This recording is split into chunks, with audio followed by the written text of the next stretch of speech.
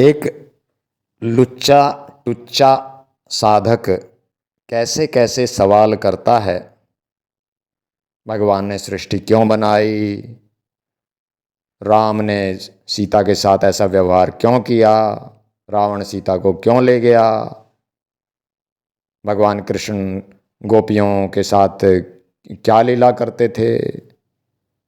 अरे भाई, भगवान कृष्ण अनेक रूप बनाकर, गोपियां भी वही, भगवान कृष्ण भी वही, सब कुछ वही। तुम क्या जानो इस लीला को। तुमने तो भगवान कृष्ण को, भगवान राम को एक मनुष्य समझ लिया है, इसलिए तुम तो सवाल करने पे लगे हुए हो। तुम्हें क्या पता कि गीता के 10वें 11वें अध्याय में भगवान के बारे में क्या, भगवान ने क्या बताया है कि मैं कौन हूँ। तुम्हें तो आज तक गीता शब्द सुना होगा मुश्किल से, बस कभी गीता को हाथ तक नहीं लगाया। उसको पढ़ोगे, समझोगे, वो तो अगले जन्म में शायद कभी होगा। लेकिन तुम्हें तो सवाल दागने हैं बस। सृष्टि क्यों बनाई, बताओ क्या करोगे जानकर। साधना कर ली तुमने, अपने आप को जान लिया तुमने, कौन हो तुम, मैं कौन हूं, क्या इस सवाल का जवाब मिल गया तुम्हें। परम ज्ञान क्या होता है, क्या तुम्हें पता चल गया। क्या तुमने वेदों को, गीता को कुछ पढ़ने की, समझने की कोशिश की है। क्या कभी किसी तत्वज्ञानी, जो सच्चा तत्वज्ञानी है, जो पैसे नहीं लेता, कुछ नहीं लेता, केवल परमात्मा के रास्ते को बताता है, क्या कभी उसके चरणों में जाकर बैठे हो।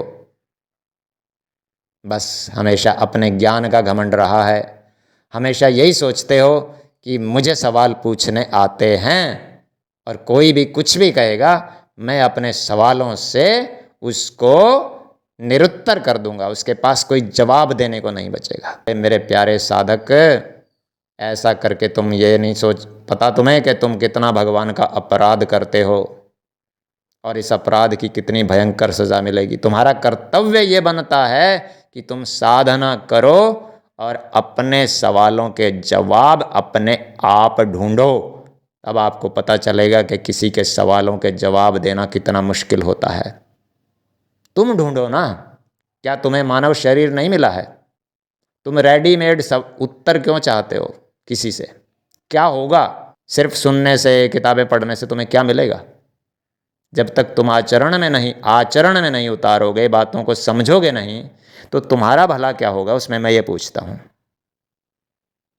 और तुम बस खुश होते रहोगे कि मैंने दूसरे को निरुत्तर कर दिया, मैंने दूसरे को नीचा दिखा दिया। लेकिन जब तुम खुद साधना में उतरोगे, खुद सत्संग में उतरोगे, खुद लोगों को सिखाओगे कि परमात्मा क्या है, और तब कोई तुमसे सवाल पूछेगा, तब तुम्हें पता चलेगा कि सवाल का जवाब कहाँ छुपा होता है, और सवाल करने वाले की औकात क्या है, तब तुम्हें पता चलेगा। जो तपस्या कर, उसको ही तो पता चलेगा, तपस्या करने वाले को, कि तपस्या की कीमत क्या है। जिसने एक चाय का कप तक नहीं छूटता जिससे, एक बीड़ी सिगरेट का टुकड़ा तक नहीं छूटता जिससे, एक कोल्ड ड्रिंक को अमृत समझकर पीता है, अपनी हत्या अपने आप ही करते हैं, चाय बीड़ी पान तंबाकू खा के, तो वो परमात्मा को समझेगा। लानत है ऐसे मनुष्य पर। वो परमात्मा को समझेगा। जो इन चीजों का गुलाम है, ये तो उससे छूटती नहीं। बड़े बड़े मोह ममता कैसे छोड़ेगा, वैराग्य कैसे आएगा, और तब जाके कहीं परमात्मा का नंबर आता है आगे। तो इसमें तो जन्मों जन्म लगेंगे। और वो सोचता है कि मैं तो बस ऐसे ही, वो कहेगा मैं, मीरा ने गलियों में गा गा के भगवान को पा लिया। तुम गाने लग जाओ गलियों में, गाते फिरो, देखे मिल जाएगा क्या भगवान। जब तक तुम्हारे अंदर वो वैराग्य नहीं आएगा, जब तक तुम परमात्मा में डूब ही ना जाओ। और ये कब होगा, ये तब होगा जब तुम्हारा जन्मों जन्मों की तपस्या है, साधना है, कितनी है वो परमात्मा जानता है। परमात्मा कितनी कृपा तुम्हारे लिए छोड़ता है अपने भंडार में से, उस पर सब निर्भर करेगा कि तुम कब भगवान को पाओगे, कब भगवान का ज्ञान तुम्हें प्राप्त होगा, कब तुम उसको अनुभव कर पाओगे। गलियों में गाना गाने से ये ऐसे थोड़ी होता है। गाने लग जाओ, मैं ये थोड़ा ही कह रहा हूँ कि गलियों में गाना गाने से भगवान नहीं मिलेगा। अरे गलियों में गाना गाने से भगवान मिलेगा, ढोलकी बजाने से भगवान मिलेगा, लेकिन पहले वो श्रद्धा तो हो, पहले वो वैराग्य तो हो, पहले वो डर तो हो भगवान का, पहले वो भक्ति तो हो, पहले वो रो रो कर बुरा हाल तो हो। तब तुम ढोलकी बजाओ या गलियों में गाओ या पानी में खड़े हो या हवाई जहाज में यात्रा करो तो भगवान मिल जाएगा, सब जगह मिल जाएगा। कोई जगह भगवान ने फिक्स थोड़ा ही कर रखी है कि वहीं मिलूंगा मैं। मेरे एक मित्र मेरे गीता पाठ में आते हैं, मैं गीता पाठ किया करता हूँ। कभी कभी जब माताएं बहनें ज़िद्द करती हैं तो मंदिर में बैठकर 1 घंटा हम गीता पाठ कर लेते हैं। तो मैंने वहाँ पर ऐसे ही प्रसंग चल रहा था भगवान के प्रति श्रद्धा का, भगवान के प्रति समर्पण का, और गीता के श्लोकों में चल रहा था, 12वें अध्याय के श्लोकों में चल रहा था कि किस तरह भगवान ने कहा है कि मुझ में ही अपना ध्यान एकाग्र करके और किस तरह तुम मुझे प्राप्त कर सकते हो। तो ऐसा 12 अध्याय में जो गीता पढ़ते हैं उनको पता है कि जो गीता का 12 अध्याय है, जो 12वां अध्याय है, उसमें भगवान ने भक्त के वे सारे गुण बताए हैं जिनसे भक्त भगवान को प्राप्त कर सकता है। तो मेरे ये मित्र कहने लगे अगले दिन के आपने ये कहा कि ढोलकी बजाने से भी भगवान मिलता है क्या? तो मेरा कहने का मतलब ये था कि सिर्फ ढोलकी बजाते रहो आप और साथ में कली पीते रहो, तंबाकू चबाते रहो, एक दूसरे की निंदा करते रहो, और जी हुक्का पीते रहो, हाँ जीभ के नीचे तंबाकू लगाया बजाने लगे ढोलकी, तो ऐसे कहीं भगवान मिलता है क्या? तो वो ये मित्र कहने लगा कि फलानी फलानी संत थी, वो तो ढोलकी बजाते बजाते उसकी समाधि लग जाती थी। लेकिन ये तो उसकी ढोलकी देख रहा है, भगवान तो उसके अनंत जन्मों को देख रहा है कि वो पिछले जन्मों में क्या थी, कितनी कितनी उसने कितने जन्मों तक साधनाएं की परमात्मा की। हाँ, ढोलकी का तो उसको पता भी नहीं था, कितनी वो रोई होगी, कितने उसने तीर्थ किए होंगे, कितनी तपस्या की होगी, कितना नाम रटा होगा भगवान का, कितना कुछ हुआ होगा, तब जाके अब इसको दिखाई दे रहा है कि ढोलकी बजाते बजाते समाधि लग जाती थी उसकी। भाई अगर ढोलकी बजाने से समाधि लगती हो तो आप 10 ढोलकी वाले बिठा दो और बजवाते रहो सुबह से शाम तक, देखें उनकी समाधि लग जाएगी क्या? अगर ढोलकी बजाने से, क्या तुम्हें इतनी बुद्धि नहीं है? जो बात मैं आपको बता रहा हूँ ये तो आप खुद भी सोच सकते हो अगर साधक हो तो। अपने आप को साधक अगर तुम कहते हो, साधक कहते हो ना अपने आप को, तो इतना तो तुम्हें भी पता होगा कि भाई ढोलकी बजाने से समाधि नहीं लगती। समाधि जो उनकी लगी है, जो लगती थी, वो तो पिछले जन्मों के अनंत अनंत परमात्मा के प्रति उन्होंने साधना की है, उस सब का परिणाम ये था कि ढोलकी बजाते बजाते समाधि लग जाते। अब लोगों ने सोच लिया कि ढोलकी बजाने से समाधि लगती है। हाँ, कोई संत जल में जाकर समाधि ले लेता है तो लोगों ने सोच लिया कि जल में घुसने से समाधि लगती है। तो ये पागलपन है ना, जल में घुसने से समाधि लगती है क्या? अरे वो तो संत का अपना कर्म है, पिछले जन्मों का अनंत साधना है जो परमात्मा ने उन पर कृपा कर दी। वो चाहे जल में खड़े हों तब भी लग जाएगी समाधि, छत पे बैठे हों तब भी लग जाएगी। अब कोई मिट्टी ढो रहा है तो मिट्टी ढोते ढोते भी उसकी समाधि लगी रहेगी। समाधि तो अनेक प्रकार की होती है ना। समाधि का मतलब है परमात्मा में लीन, और वो अपना मिट्टी ढो रहा है सड़क पे और समाधि लगी हुई है। तो समाधि का पता है कहाँ लग जाए, क्या हो जाए, लेकिन वो क्यों लग रही है? मिट्टी तो और भी ढो रहे हैं वहाँ पे, सैकड़ों लोग ढो रहे हैं सड़क पे मिट्टी, लेकिन वो मिट्टी ढोते ढोते उसकी समाधि क्यों लग रही है? मिट्टी तो और भी ढो रहे हैं लोग, सैकड़ों लोग, हजारों लोग मिट्टी ढो रहे हैं सड़क पर, पुल बन रहा है, सैकड़ों लोग मिट्टी ढोने में लगे हुए हैं, तो उनकी समाधि नहीं लग रही। लेकिन ये परमात्मा में लीन होकर मिट्टी ढो रहा है, इसकी समाधि लगी हुई है। हजारों लोग ढोलक बजा रहे हैं, उनकी कोई समाधि नहीं लगती, सुबह से शाम तक वो यही काम करते हैं, जीभ के नीचे तंबाकू रख रख के प्रोग्राम करते हैं। वो कीर्तन करते हैं या कुछ और करते हैं, प्रोग्राम करते हैं, फंक्शन करते हैं, जगह जगह जाते हैं, उनकी कोई समाधि नहीं लगती। लेकिन इसी की समाधि क्यों लगी इस संत की?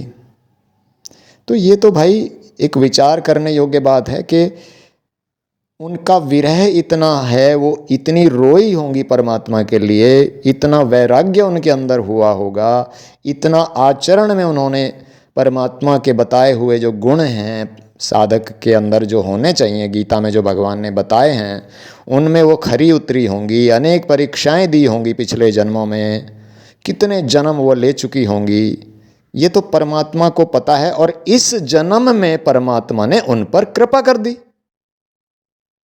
और आज का मानव, ये जो मेरे मित्र साधक हैं, इनको दिख रहा है, इन्होंने सुन लिया कहीं से कि उसकी ढोलक बजाते बजाते समाधि लग जाती थी। इनको ये तो नहीं पता कि उनका पिछले जीवन अनेक जन्म कैसे बीते हैं। इनको तो ढोल की दिख गई बस। तो ये मूर्खता है ऐसा सोचना, और इस मूर्खता को जितना जल्दी हो सके दूर कर लेना चाहिए। असली काम है जैसे परमात्मा ने बताया है कि मैं कैसे मिलूंगा। क्या परमात्मा ने कहीं गीता में लिखा है कि मैं ढोलकी बजाने से मिल जाऊंगा, ढोलकी बजाते बजाते समाधि लग जाएगी तुम्हारी? कहीं नहीं लिखा अगर तुम ढोलकी बजाओ और तुम्हारी समाधि लग जाएगी। मैंने तो आज तक पढ़ा नहीं। इतने लोग ढोलकी बजाते हैं, उनको भगवान के बारे में ज़रा भी नहीं पता। ऐसे लोग भी हैं, उनको सिर्फ पान का, बीड़ी का, तंबाकू का ही पता है और कुछ नहीं पता उनको। और दारू का पता है, बस दारू पी के सो जाते हैं और सारा दिन ढोलकी बजाते हैं। उनकी समाधि क्यों नहीं लगती अगर ढोलकी बजाने से समाधि लगती?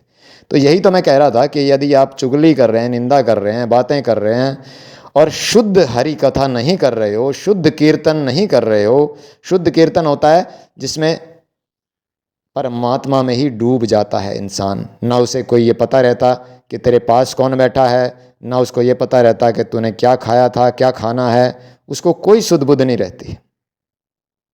उसकी समाधि लग जाती है। उसे शुद्ध हरि कथा कहते हैं, उसे शुद्ध कीर्तन कहते हैं, और वहीं पर भगवान उतर आते हैं। ठीक है जी।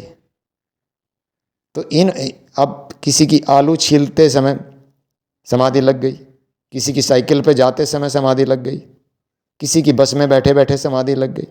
ये समाधि लगने का भी कोई साधन पे निर्भर थोड़ा ही करती है कि तुम्हारे हाथ में ढोलकी होनी चाहिए, या तुम उस समय जल के अंदर होने चाहिए, या फिर तुम बस में बैठे हुए होने चाहिए, हाँ, या तुम फिर कहीं संतों के पास होने चाहिए, या तुम किसी आश्रम में होने चाहिए। ऐसी कंडीशन थोड़ा ही है तभी तुम्हें परमात्मा मिलेगा, ऐसा थोड़ा ही कहीं बोला है भगवान ने। ये ढोल की क्या रट लगा रखी तुमने साधक होकर, और इतनी सी बात समझ नहीं आई? क्या तुम्हारा कर्तव्य नहीं बनता कि तुम विचार करो? मैं भी तो विचार करके ही बता रहा हूँ, उस परमात्मा का आसरा लेकर। तो तुम भी परमात्मा का आसरा लेकर सोचो कि क्या ढोलकी बजाने से समाधि लगती है। इन कारणों पर विचार करो कि क्या और जो इतने ढोलक बजाते हैं, इतने कीर्तन होते हैं, क्या उनकी समाधि लगती है? क्या उनको परमात्मा का ज्ञान है? क्या उनको परमात्मा के बारे में ज़रा भी पता है? भजन उन्हें बहुत याद हैं, दुनिया भर के एक एक लाइन याद है उनको, कहीं पर नहीं भूलते। लेकिन परमात्मा को उनको पता ही नहीं होता कि तुम कर क्या रहे हो।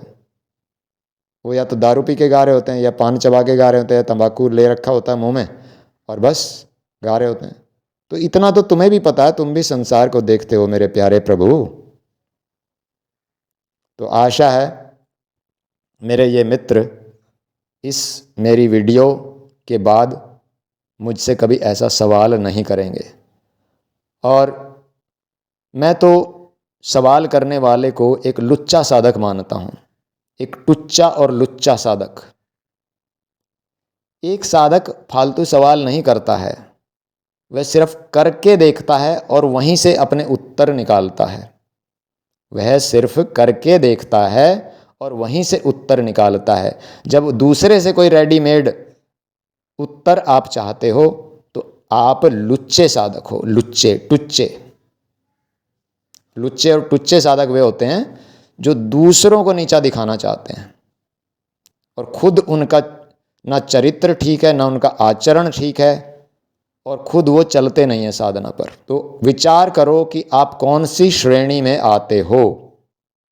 और तब परमात्मा के पथ पर आगे बढ़ो। ठीक है? और नहीं बढ़ना है तो फिर सत्संग में आकर, कीर्तन में आकर, जब आप किसी पर शक करते हो, किसी के बताई हुई बात पर शक करते हो, तो तुम परमात्मा के अपराधी बन जाते हो। और इस अपराध की इतनी कड़ी सजा मिलती है, इतनी कड़ी सजा मिलती है कि आप और हम तो सोच भी नहीं सकते, क्योंकि वो भगवान के प्रति अपराध हो जाता है। कि आप किसी की वाणी को, कोई गीता में से पढ़ के कुछ बता रहा है, संतों से समझकर कुछ बता रहा है, अपना आचरण में लाकर, अपनी साधना करके कुछ बता रहा है, और आप उसको इतने सस्ते में कुछ भी खेल रहे हो उसके साथ। कहीं से भी उठा के पूंछ पकड़ के कुछ भी सवाल पूछ लेते हो।